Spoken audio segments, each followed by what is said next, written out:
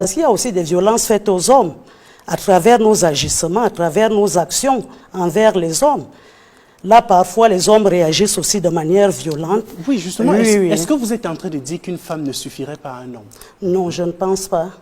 Une femme ne suffirait pas à un homme. Déjà, l'instauration de la monogamie, ça a créé trop de problèmes.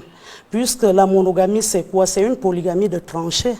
Parce que pour la monogamie, qu'est-ce qui se passe? Il y a une au-dedans et plusieurs à l'extérieur. Donc, quel qu'en soit le cas, où est-ce qu'on soit, même dans quel, je ne sais pas, tous les hommes sont polygames. Il y a cette polygamie de tranchées. Il y a toujours une femme quelque part dans l'ombre qui tire les ficelles pour déchirer le ménage. Alors que si au départ, on avait accepté la polygamie, qu'est-ce que le mari ferait? S'il est amoureux d'une femme et qu'il pense qu'il peut la prendre pour épouse, ça serait mieux de la ramener à la maison. Et puis les différentes femmes, comme je l'ai dit au départ, les chefs de département, les chefs de structure, chacun aurait des rôles spécifiques.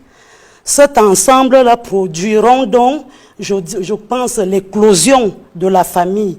La famille serait rehaussée et il y aura même moins de problèmes. Parce que qu'est-ce qui se passe? Ces femmes au dehors, c'est la conséquence de cette monogamie qui voudrait qu'une dedans, plusieurs à l'extérieur. Et la polygamie de tranchées, avec tout ce que ça comporte, les femmes à l'extérieur ne restent pas là impassibles.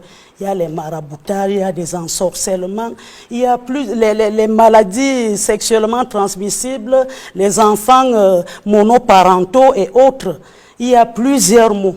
Donc, c'est dû au fait que la femme veut être dans un foyer monogame, oubliant qu'elle aussi, elle reçoit des chocs par rapport à tout cela.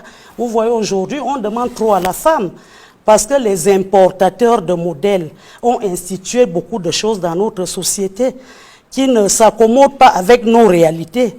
Donc, moi, je pense que pour ce mouvement, c'est un mouvement qu'on doit intégrer dans notre société africaine.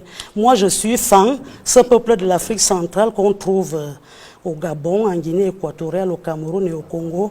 Oui. Nos ancêtres, depuis la création, nos ancêtres ont trouvé la nature et ils ont quitté cette nature, la nature est restée imperturbable. Bon, quand ça ne va plus, je crois qu'il faut regarder dans le rétroviseur, faire une marche en arrière. Moi, je pense que ce serait mieux que nous soyons tolérantes, nous les femmes, laisser nos maris prendre d'autres épouses.